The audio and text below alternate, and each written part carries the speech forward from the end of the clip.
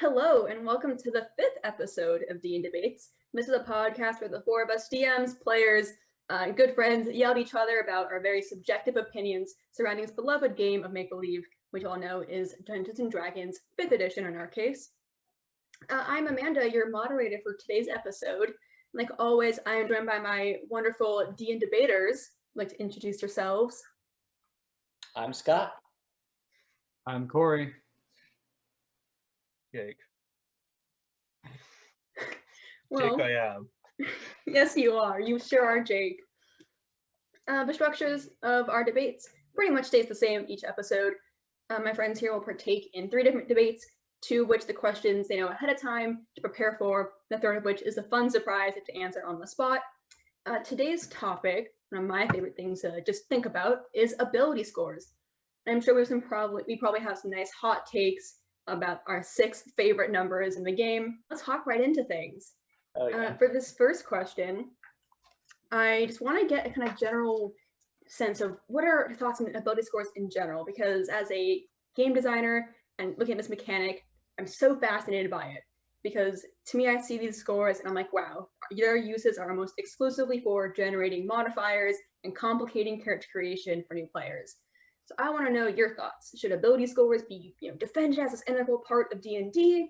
Is it this redundant mechanic we should toss away in future editions? Does it just need some minor changes but still loved?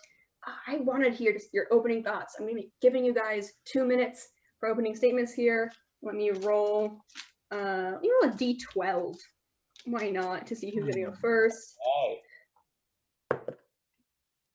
Okay, that is Jake. You are going yes. first. Of course. I'll put my timer. You got 1 for Corey, 2 for Scott, 3 to 12 for Jake. No, I swear it's just the dice. All right. So You have 2 minutes. Start whenever you're ready. Okay. I absolutely think they should be kept. Absolutely. I'll start with that. But they should be made more important because I do agree they don't really do much at the moment. So I'll first kind of say why they should be kept. I think they provide your character their identity. The modifiers describe the truth, while as the scores are the actual truth. Like when people compare stats, they're not saying, oh, I have +3, but you have +2. I mean, they might sometimes, but people say, oh, I have a 16 strength, or you're only 11, weak peasant. And they're like when we make fun of, let's say someone had 4 intelligence, we make fun of them because they have 4 intelligence, not because they have -3. Anyway, so, and the way I think they should be more useful is that I think certain actions should have like a score requirement. So you know how like heavy armor requires 16 strength, say. I think that certain skills, not every skill, this kind of up to DM discretion, but I think skills should require certain scores to attempt. Like this prevents the scenario where, let's say there's a boulder in the way and there's a big old barbarian and a tiny little 3-foot tall wizard. Why should, what happens if the wizard rolls a nat 20 on strength and the other guy rolls a nat 1? It makes no sense that the tiny little wizard is going to outstrength the barbarian. So there should be a requirement, like say a 16 strength requirement. And now they roll with their modifiers. So you've got a use for both stats. And it makes people feel useful. So not everyone can attempt everything. You actually have to be good in a stat to attempt it. Not everything. So it's a bit different for like a history check because that depends more on your background. But it's for like the more like physical, more tangible things. But like if you remove them, you're kind of taking a lot away from D&D. You'd have to change so much. Like when you level up, do you get a +1 modifier, or would you get a half modifier? Like feats will have to change, level ups will have to change, races will have to change. I think yes, they are an integral part. Just make them more useful. That's your time. Interesting. I'm gonna sleep. All right. Can make like a kind of barrier. You can only attempt certain things with certain scores. That's interesting. Going next, let me roll the good old die once again. Corey, that is you. So, whenever you're ready, I'll set the timer. You got 2 minutes. Tell me, what are your thoughts on ability scores? All right, look, I personally don't have anything against ability scores, okay? Ability scores didn't kill one of my family members or anything, but I will say that I think if you were to give me the power in designing how D&D goes about ability scores, I say you don't need them. I say ability scores be gone. You roll them up once and you only add them little by little every few levels, always consulting the modifier chart, which can be a hassle, especially for new players. I believe that the modifiers should be the only numbers that a D&D player should worry about. And here's how I think you can implement it. PCs can start with modifiers that add to, let's say, 7. So they can start with skills like a +3 strength, +2 dex, +1 con, +1 intelligence, and then +0 for wisdom, charisma. Any sort of permutation of that where the modifiers add up to a certain number. I'm not a balance expert. I just picked 7 because I think that's probably in the range of possibility. So instead of ability score increases, you get 2 points to put into any modifier, and modifiers increase once 2 points are put into them, right? So this method, so let's say you are a monk and you have a +2 in wisdom, and you get the ability score increase at level 4. You can put like 2 points into wisdom, and then once an ability gets 2 points, it'll upgrade into like the next sort of modifier. So it'll go to a +3. It's very similar to how ability scores work. Every sort of 2 numbers, you get the up and modifier, but it takes away the need to translate number to number. This method is more customizable, putting your character's abilities into your own hands, and gives D&D even more of a video game-like feel. Like Pokemon at the end of each level up from Pokemon, the little pluses, they go up and down. Yes, that is your 2 minutes Pokemon. I know that game. Cool. All right, interesting. I like the approach. I like the invention of this, or you kind of pitch this new mechanic as well as like a way to replace it. That is very interesting. That now leaves us with Scott. I'd like to hear your takes. I don't think you have. Oh, whenever you're ready. All right. I don't think it's practical to try and abolish ability scores. Maybe if you're going back to first edition and you're redesigning how TTRPGs have been played as a whole, sure. But it's so ingrained by this point. Here's the balance part of the reason we have ability scores, and this is something that Corey touched on a little bit, is that half score increase. And having that half score increase allows for a lot of variation in builds. It lets you bump 2 mediocre stats a lot easier than it lets you bump 1 great stat, and it lets you incorporate feats more easily into your build, which I think allows for a more diverse set of build mechanics and more exciting set of builds. When, say, you are a wizard with a 19 intelligence, there aren't many feats or you get to choose a feat that bumps your intelligence. Maybe you choose observance, and now you have a great passive perception as a wizard. I think that having that kind of reward of the intermittent bonuses is a great way to diversify build types. So my thing is keep the ability scores, but give more feats. Every feat that's not one of the mainstay, like polearm master, crossbow expert, sharpshooter, great weapon master, those are like the big feats. Beyond that, almost every feat should have like a +1 score increase, in my opinion, so that you can add more and more feats to your character to boost your levels. It's so satisfying to be able to, you could take 2 feats over the course of 2 levels to bump up your primary ability score. And that would be just such a satisfying feeling, getting twice as much bang for your buck over a long-term thing.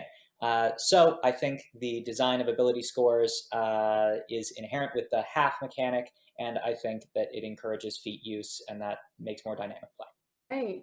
Interesting. More feats. All right. Well, more small bonuses. small bonuses, mostly feats. Very cool. Very interesting. I'm resetting my clock. I'm going to guess a few minutes to argue it out. We got some varying opinions in the bunch, and I want to know who's the most correct. Corey, I think yours fails as a way to simplify things.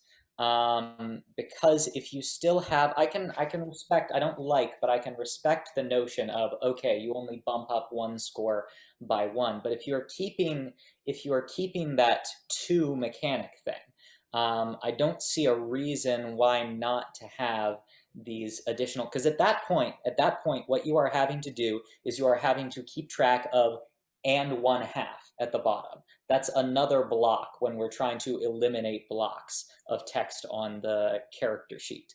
I don't think that it simplifies things to call your strength 3.5 rather than 17.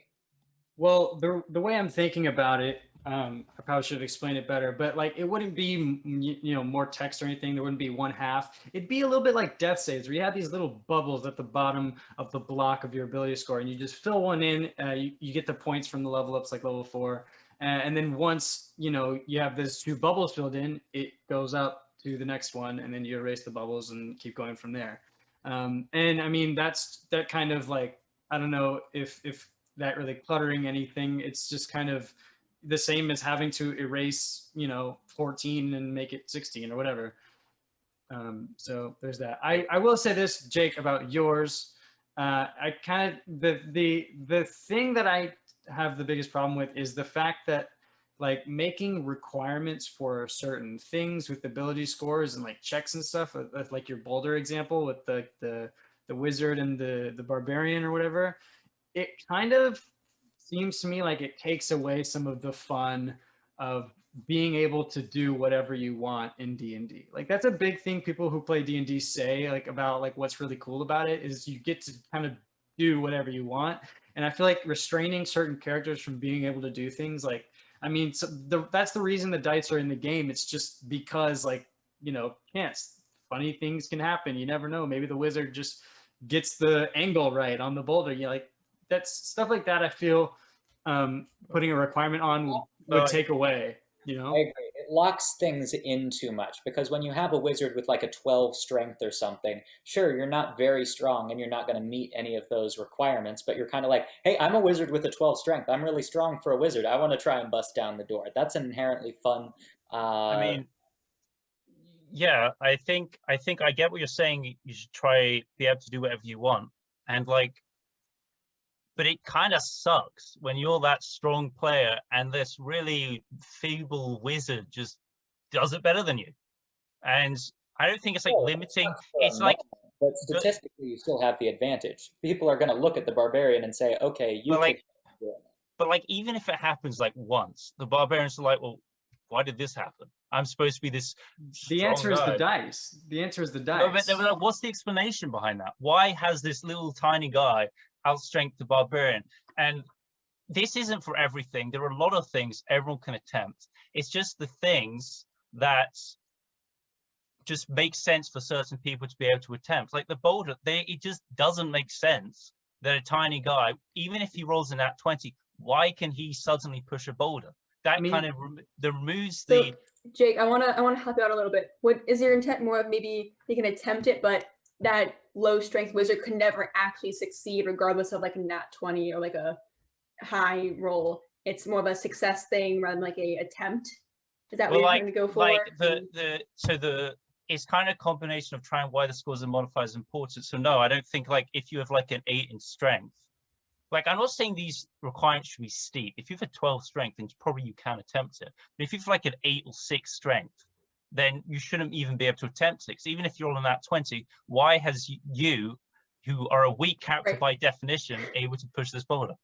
I think your word is no. I'm trying to help you out here. Okay, I think instead of saying attempt, it's more about like, because anyone could go up and try to push the boulder. It's more like do you actually have a chance of letting it move? Like you can just physically go up there and push it, but nothing will happen regardless. Like if you have low strength, it's a matter of like, do you actually have a chance at pushing it? Well, yeah, like you can go up to a boulder and push it if you like, but yeah. So I think attempt is where they're getting you on. So I'm trying to help you out here because I see your point. I see it. I think at that point, I see your point too, but I think at that extent, instead of making a requirement for you to have a specific ability score, you can solve that problem just as easily by a DM saying, hey, this is going to be harder for you, so the DC is going to be higher. You know what I mean? Like, I feel like that can solve the problem just as easily without having to, like, but like, I don't know, make that distinction. Why? Like, what was the reasoning behind that? Why would the DC be harder? Because that means they can still succeed. So I mean, Maybe he can, because maybe he knows the angles, fulcrums, levers, physics. I don't know. like, do I have time to like? We're really taking on this Boulder thing. We can but move I think on. we've been coming for so long. We're running out of time for this debate. I'm the Everyone we're running out of time for this debate, and we're actually going to move on to closing statements at this point. We talked about this Boulder for so long, which I think for Scott, I mean, you guys want to use your closing statements to go up to Scott. I have not heard much about his approach yet. Yeah. This provides some great options for low-powered feats. Like Dungeon Delver doesn't really give you an increase, but if you had it like as a wisdom increase thing, that's cool if you're Inquisitive Rogue and you're looking to boost your wisdom. Like I think that just modifying another part of the game to support a part of the game that everybody likes, feats, to support the ability scores more will make ability scores more generally impactful. It builds on existing mechanics. I guess I could throw in a comment on Scott's. By doing that, you've made a lot of feats absolutely garbage, like Keen Mind. Who will ever pick Keen Mind now? When I mean, that's just an example. But like now that Keen Mind doesn't have an edge on this plus modifier, where's its? You know the direction of south. I mean, Keen Mind's just an example. Don't focus on Keen Mind, but there are other feats like that. And also, I don't see how this kind of fixes the use of ability score. Like, yeah, you've got more added to ability scores, but abilities are scored still just these numbers that don't do much. And I think just on the comment of why ability scores are necessary, it's because they provide the identity of your character. A modifier or a bubble, it says nothing. Like what we don't define our characters by their modifiers. We define them by our scores. I mean, this is true. When you guys compare your characters, you don't compare your modifiers. You compare your scores, at least in my experience. But yeah, I mean, and my system was just a proposed way to make more useful. Like maybe it's not the optimal way. I'm not a professional game designer, but I think the key aspect is keep them, just make them more useful. And I think my proposed way has potential. All right. Corey, any last words, thoughts? I'll just say this concerns? I'll just say this about my method. It doesn't really infringe on the balance of modifiers. It keeps the increments by 2. And although it is new and will have a tiny learning curve for those who have been playing D&D for a long time, I do think it'll be easier to understand in the long run, especially easy to pick up for new players, and won't get in the way of the essence of D&D. All right. That's very interesting. Some interesting takes that were thrown out. However, moving on, regardless of whether we need to keep them, get rid of them, change them, at this point with D&D 5e, still need to generate these 6 numbers somehow. That's why I want to know from you guys, what is the best way to generate ability scores? Throughout, you can feel free to argue for any pre-established method or any homebrew system. I'm talking about the fun ones like make them up or 13s all around, which is one of my favorite ways to just add some flavor. But I'd like to know what you guys think. What do you advocate for? What is your generation method of choice? I should roll to see who goes first. I would just like to say that 13 all around is terrible for a D&D character, but can you imagine how godlike that would be on a person? That's so good. That would be really good. Oh my god. So awesome. Yeah, I mean. But you wouldn't excel in anything. You'd be like average. You're everything. You're slightly above average. Everything. A 13 is not excelling. It's a bit above average. I think you're moderately good at like, a lot of things. It'd be cool, but you're not going to be the best at anything. I think it's bold of us to assume that any of us are more than a +2 in our best stat. Because I have no idea what and we'll keep that in mind for question 3, but right now we're on question 2. No way! What do we got here? Oh, chicken dinner. That was a die that I just rolled. Okay, for this one. It's gonna be me. All right, Corey, we're gonna have you start this debate. I want to know, what are your thoughts? Okay, here we go. I've come up with a modification of the point buy system that I like to call the legacy point buy system, With this system, you get 74 points to put into your ability score. That is, all 6 scores must add up to 74. No score can exceed 15 or be below 7, and at least 1 score under 10 is highly encouraged. With other ability score generating systems, especially in dice rolling, you aren't always in control of your character, which seems kind of counterintuitive. Your character should be totally yours, molded, sculpted by your own hands, making them that much more personal to you, which is why this legacy point buy system I've devised is perhaps the most customizable ability score generation out there, with countless permutations of ability scores that allow for super malleable characters to be made. It's simple, it's balanced, it's easy for new players to understand, and it's easy for veteran players to pick up. I will be trying this out in my next campaign, and I'm sure that absolutely nothing will go wrong. I yield my time. That is perfect. You yield your time. I forgot to set my timer, so that is perfect. Wow, legacy point buy. Oh, real quick, the reason I call it the legacy point buy system is because D&D came out in 1974. Nice little. Ooh. That's nice. Anyway, Why do you should give them 1,974 points. to be truly legacy. Yeah. Ooh, that's opening strong. So all right, moving on though. Scott, I believe because you went third last time, I'll have you go second now. Scott, what is, in your opinion, the best method? People love rolling for stats. What people do not love is when they roll for stats and it turns out poorly for them, and they don't feel that it is appropriate to their character. I am of the school of thought that though random stat generation is awesome and entertaining and should be kept for those places, you should have a stat that you are great at and a stat that you don't.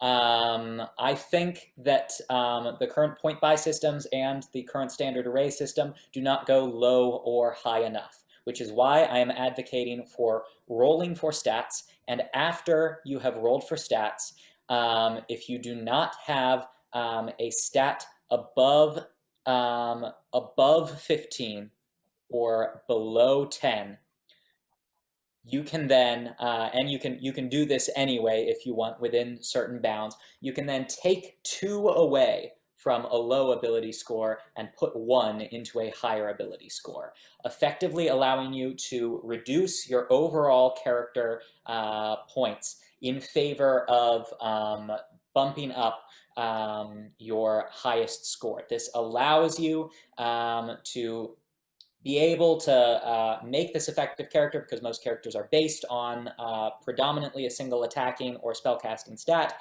and also it encourages more fun super low stats, because Lazarus having 5 intelligence is very fun, and the fact that Faustinus has no plus, no minuses is not as fun. All right, and I'll cut you off there. That's interesting. Okay, so but it's based in the random generation, so random generation as in 46 drop the lowest, or just 3d6? All right, so 46 drop the lowest, and afterwards, if you it's above 15 and below a 10, you said? Yeah. All right, that is quite an interesting approach. That's the thing that necessitates it. You can do it. Okay, very interesting. And Jake, we will wrap up the opening statements with you. What is your approach? People like rolling dice. It's true. Cling cling, good dice. So I definitely think that people should roll. I also believe in the roll 46, take highest 3. If you don't roll any stats 16, you can either increase your highest stat to 16, or you can re-roll all your stats, but you have to take the re-roll, because otherwise people will do it kind of forever. I don't think you should have to have a negative, because I mean, they should have the option to if they'd like, but I don't think you should make them re-roll, because I think the argument for having someone have a dump stat is for role play reasons. I don't think this is I think actually this is counterintuitive, because if they say have a minus intelligence, they will never use Arcana, religion, or whatever the intelligence stats are. Same for wizards with strength. I think having another weakness like fear of fire, a drinking problem, insomnia, I don't know, something like that you answer character, that's better for role play. So they should basically 46, take highest 3, no stats, because they also need to feel good. They need to have 1 at 16, And if they still don't think they're good, then you can just like give them magic items along the way. Like, but I really don't think that'll be an issue because they're going to have a stat 16. That's their choice which one it is. Yeah. Yeah. All right. Very interesting. You got kind of 246 proponents. I think they're different enough that it can be for an interesting debate. So yeah, I'll give you guys a couple minutes to argue it and tell me, what should I use in the future? Not necessarily me, just DMs in general. 20 in every I should have stat. said myself. Don't specify someone on me. We'll save it for later. I just want to know, what's the just kind of in general best way to approach stat generation?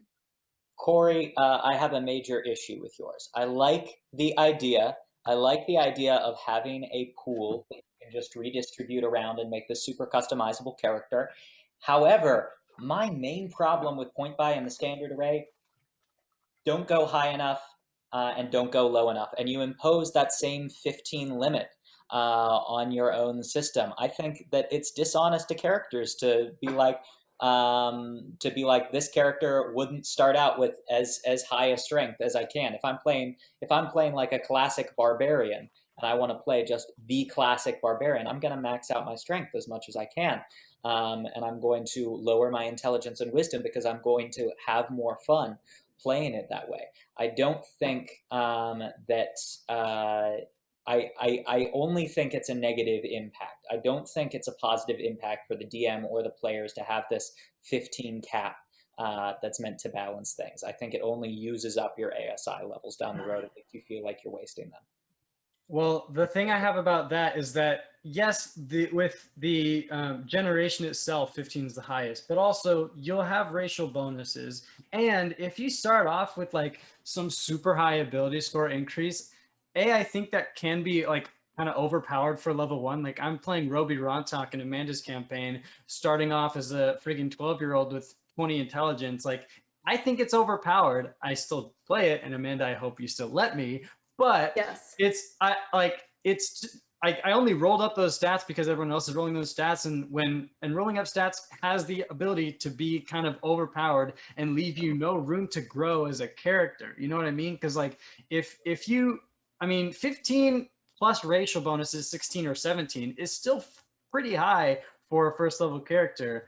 And when you roll up stats, you always have that chance to just like kind of go super high, and I don't think that's super fair, and it doesn't really leave you anywhere to go as a character. Like you're just gonna put more into the stats like you don't use as much. It's like you give yourself the chance to grow, which is something I super support. I like it. I like the system of maxing things out better because it applies to all of the players. If your predominant concern is unfairness, both Jake and my systems make sure that everybody is benefiting from that same high ability score at the first thing. And for the process of like maxing out your character level, even if you're playing a game where feats are not an option, which I've never played in one of those games, but even if you're playing in a game where feats are not an option for character building, there are things that you can do. Bumping your constitution by 2 points gives you as many hit points as you have the level. As you have levels, which feels like a massive increase. Getting your dexterity up will increase your armor class. There are things that feel so satisfying about bumping secondary stats, especially multi-attribute dependent classes like paladins and monks, that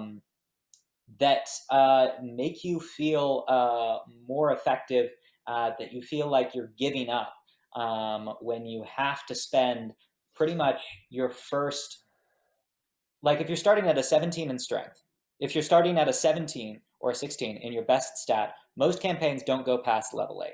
You have no opportunities to diversify your options besides just those ASI at 4 and ASI at 8. Okay, great, my stat is maxed out now. Sure wish I could do other things with my ASIs, but no, the campaign's probably over by this point. Yeah, can I add? I'll add something to the point buy. I think we haven't touched on I think the biggest issue of point buy. There is no variety. Everyone is going to get the best stats. They're going to go 15 in 3 of them, 7. Or I didn't do the maths. I played in point buy. This is an actual thing that happens. Everyone will put 3 stats in 15, and then 3 stats in whatever the minimum is, and because they want to be optimal. And if they don't, some people don't, they are suboptimal. And somebody did do that in this campaign, and they were not as good as anyone else, and people don't like feeling not as good. So you're just going to have a situation where every barbarian has the same, before race bonuses, has the same strength, dex, and con. Every wizard has the same, well, I guess, intelligence, con. I actually don't know what the third one is for a wizard, but I think that's another issue with the point buy. But that's not my point buy system. My point buy system is So it's the same. They're point buying. It's the same thing. No, like, they have a pool of 74 individual points that they can put into whatever skills they want to. Well, yeah, they're going to put max out the 3 stats that correspond to their class, and they're going to min the stats that aren't corresponding to their class.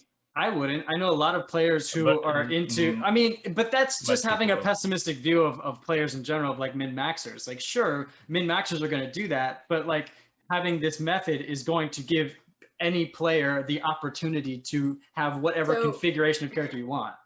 For time's sake, I'm going to have to end the discourse here and kind of move into closing statements. Maybe we'll keep those closing statements a little brief, because I think we're just rehashing a lot of the same points here.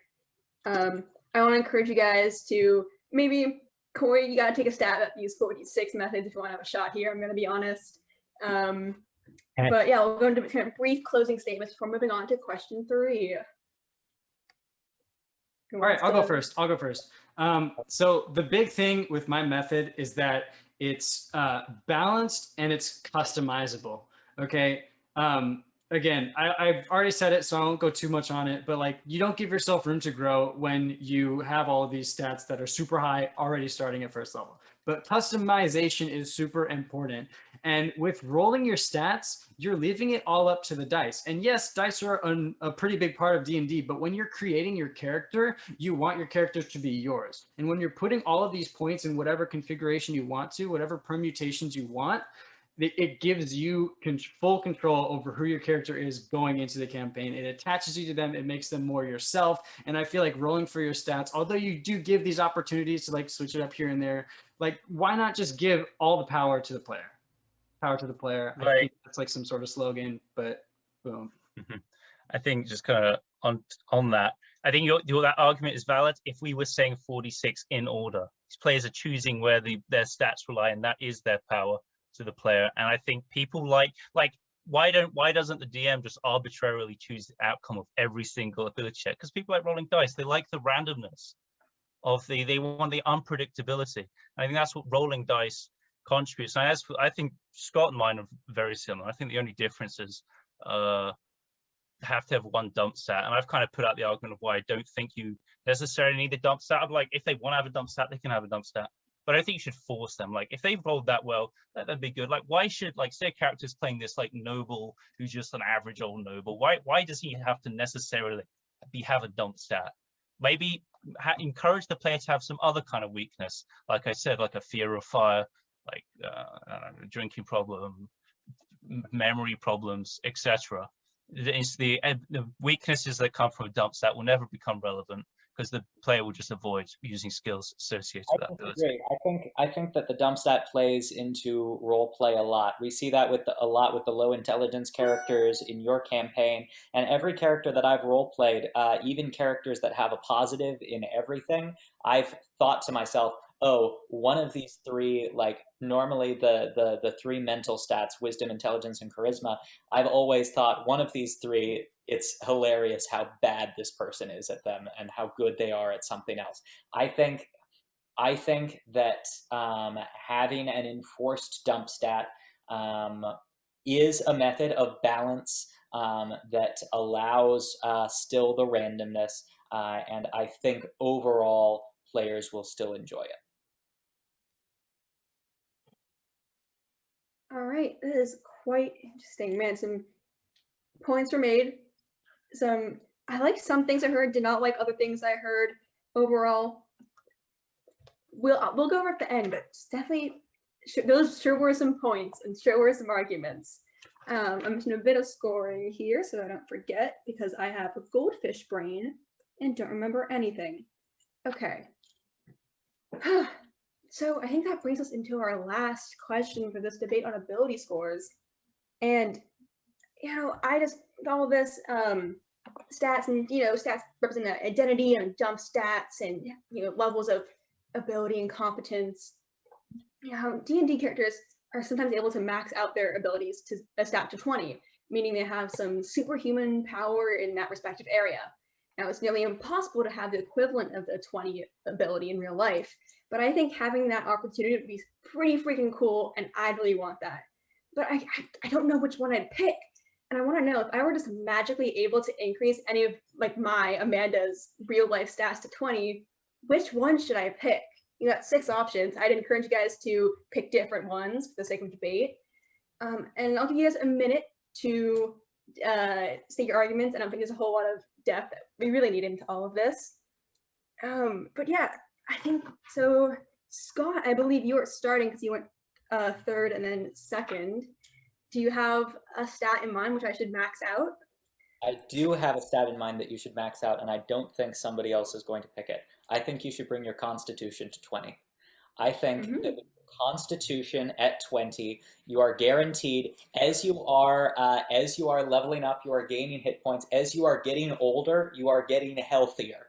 You are able to stay physically and mentally sharp, retaining your concentration abilities, and retaining your physical health, your the way that you respond to disease, the things that life brings about you over time, and it lets you slowly, naturally kind of work on all of your other stats. If you're not concerned with your health, if you're just this naturally extremely healthy person with this inherent 20 con that's not going away, I think that gives you lots of opportunities to worry about other things.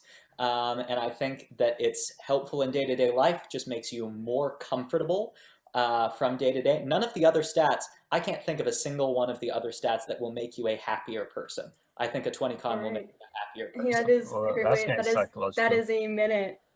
All right, I should have a 20 con. Interesting. Helpful in day-to-day life happiness. I like how you brought up concentration because I can't concentrate at all. So that's a bonus point right there. I think that's charisma, but okay. Concentration spell. Concentration. No, but that's like tanking a hit and kind of focusing on a spell when you're kind of sitting studying. I mean, life is always throwing hits at me. This isn't the debate. Why would that be charisma? If anything, I don't know. I was just spitballing. I just don't think it's constitution. Well, I mean, that's good because I believe Jake, it is now your turn. I could deliberate this for a while. How long do we have, by the way? To argue, you have a minute for your opening statement. Like, I'm gonna throw out intelligence 20. You want to know this stuff. You want to be the best. I mean, if with intelligence 20, you are supernaturally smart. I mean, you're gonna ace you're gonna get straight A's without even trying at school. You can get whatever job you want. You can become and you can use this intelligence for other things. Like, you could understand. I mean, you might argue this is falling into the category of wisdom, but I don't think so. That you could realize the problem of the world and you could help the entire world. Because I don't think there's anyone with a 20 intelligence maybe alive. I mean, there might be, but I don't know. But you could help the world with 20 intelligence because you know the solution. Because you look at all the economical and mathematical and game design equations and you realize you understand the answer. So that's why intelligence 20 is the solution. Yeah, you got 3 seconds left, but it shouldn't really matter. All right, in 20. All right, write down some notes. Oh, God, I love making this question about me. It feels so good. All right, I'm resetting my timer. Lastly, Corey, tell me if I could, what stat should I max out to 20? Amanda, no doubt, this is wisdom. Okay, and let me tell you why. You want to be just so wise. No, but seriously, this is not going to be another stickman, I promise. Think about it this way. When you have wisdom, you have all of the luxury of just being really kind of good at life. You get to just kind of go your way through things, just kind of having an intuition, right? Intuition. intuition. I'll say it again because I can't think of anything else to say, but like seriously, having just a general knowledge and a good ability to react to the world around you is something that's so important. And having all of that wisdom is what's gonna really get you there. Okay. Believe me, I have a lot of good counter arguments, and me not being able to conceptually grasp the term wisdom has nothing to do with this being any worse of an argument, because it really is a good argument. Okay. Amanda, you want to be your wise. time is up. Your time is up. Your time is up. So I think it's good. Yes, Scott, you want to say something? There were 4 options. Why did you choose the one you had trouble with? Because listen, I still thought it was the best, and I still believe it is the best. And right now, these bright hot lights are getting to me. It's good. You max out any of the intelligence. If you max out any of the mental stats, that's changing your life, and it's making it worse. The ideal. Not wisdom, though. No. How is wisdom changing your life? Let me use. How is wisdom changing your life? Can I use historical reference? With intelligence. I would use historical reference.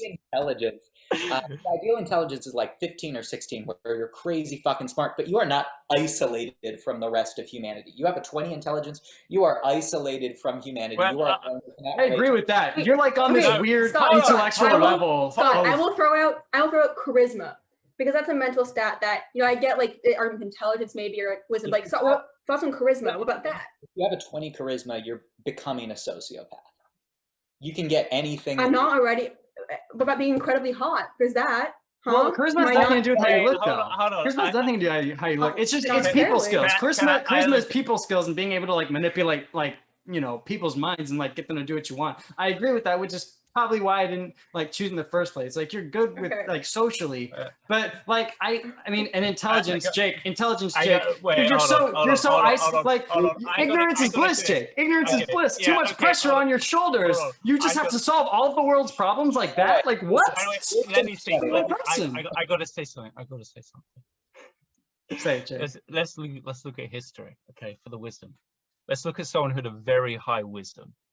Say Socrates. Let's look at Socrates. The philosopher. He had a very high wisdom. Socrates, I'm aware. What? Anyway, he had this philosophy that to be wise, you had to know that you don't know. Now, sure, you might be clever, but the problem with Socrates is the people who were not as wise as him. Don't focus on that part. Focus on this part. But the people who were not as wise as him thought he was crazy, and he was eventually executed for this. So that's society's problem, Jake. That's not Socrates' fault. That's not wisdom's fault. The people.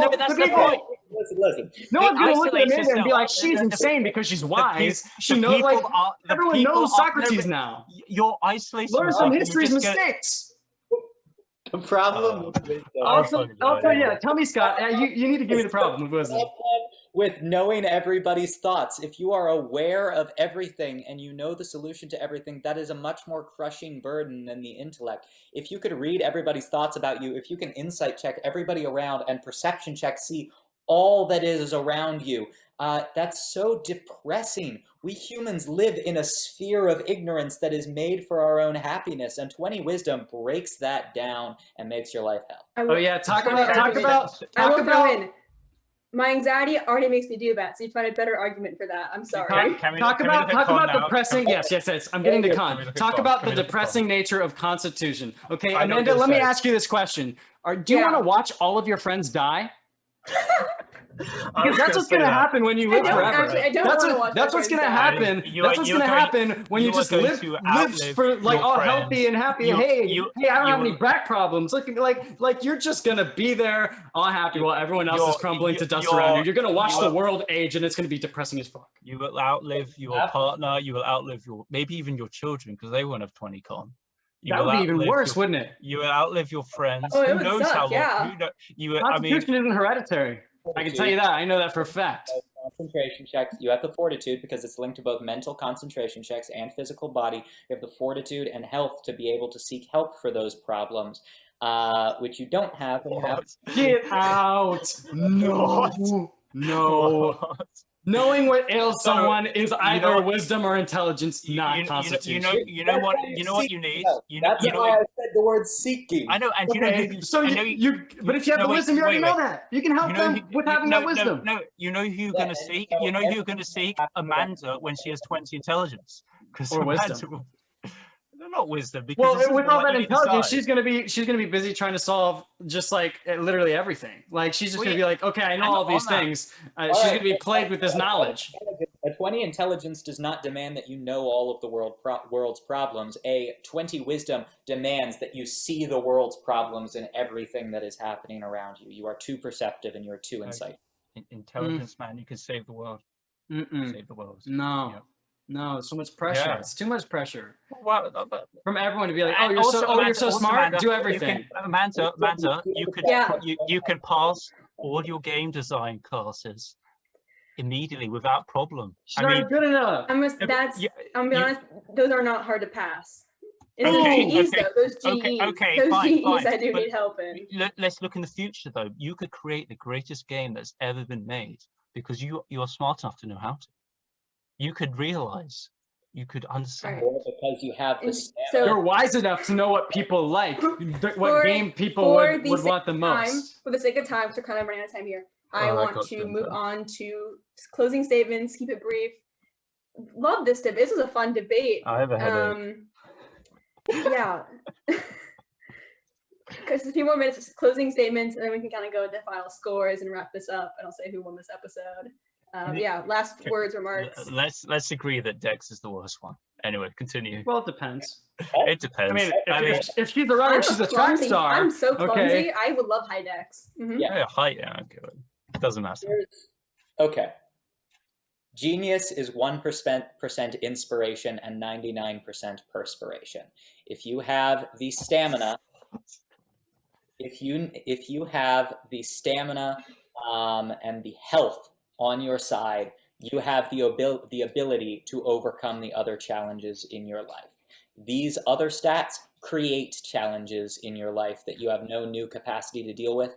Having a high constitution gives you an inherent ability to deal with things because at least you are strong and do not have to worry about bodily things. So much of happiness is just rooted in your own personal health, in getting enough sleep, in eating the right things, and a 20 con is just making it so that that is automatic. You are operating at that peak physical capacity all the time, and I don't think that the impact of that can be understated.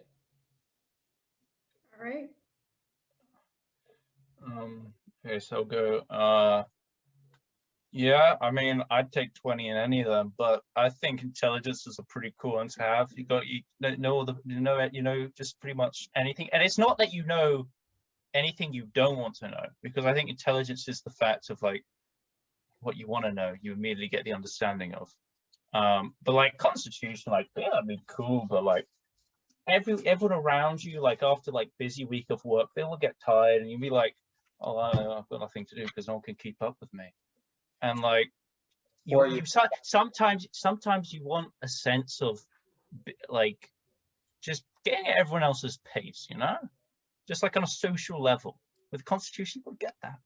And I mean, like wisdom, as Scott says, you understand all the problems, but you don't know like the solutions. You'd only give philosophical solutions, but you don't know the actual solutions. That's where 20 intelligence comes in. I'll say this.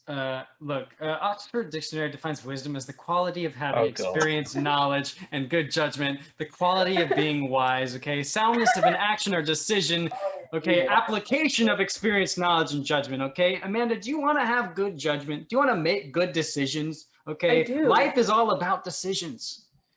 And you're going to make the best decisions with wisdom, okay? Look, you're going to demand respect because everyone knows that you're just good at life. Okay, and wisdom is just insight and perception. There's nothing about good decisions. Okay, well, you know, insight goes into judgment and insight goes into decisions. You decide based on how you assess any given situation, what you've learned, what you know, okay? And you know what? You know, we've said it all here. Wisdom, boom. Mic drop. Wow. All right.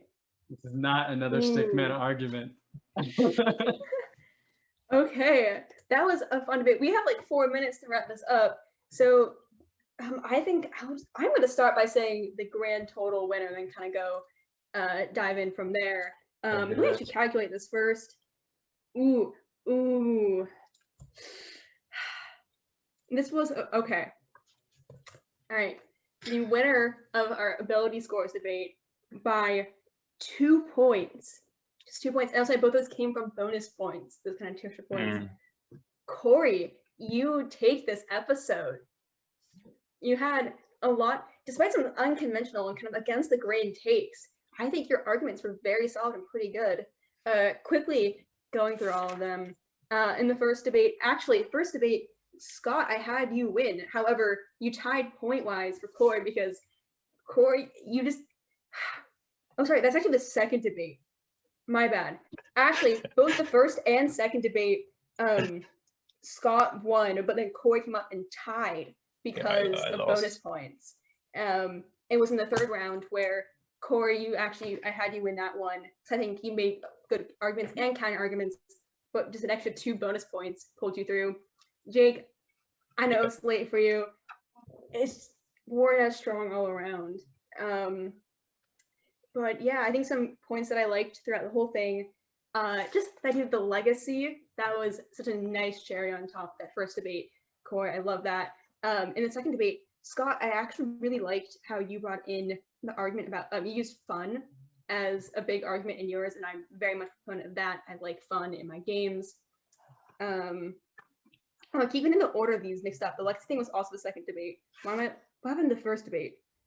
I don't know what happened in the first debate. Debate. Boy, I liked the mechanics. I liked how you made a mechanic, and that was nice.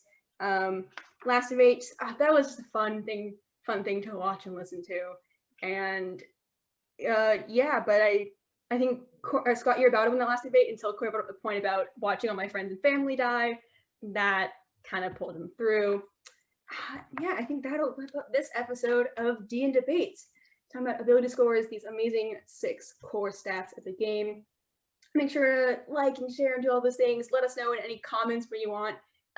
Who do you think won? What your thoughts and opinions on ability scores? And yeah, we will. Thanks for listening. Tune in to next episode where you hear us argue a little bit more. And take care. Yeah.